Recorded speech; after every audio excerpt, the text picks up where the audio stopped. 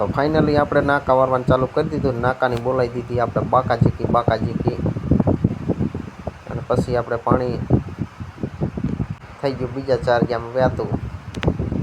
અને આપણે આ લીલોસમ કલર છે એમાં આપણે ખાટી છાશ અને ગૌમૂત્ર બંને મિક્સ કરીને અઠવાડિયે એકવાર પાવણમાં આવે છે.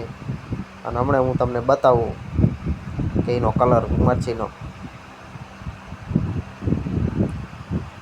હવે આ પાણી થઈ ગયું વહેતું. આ રીંગણીના ઘોઘા જેવી રીતે જાય.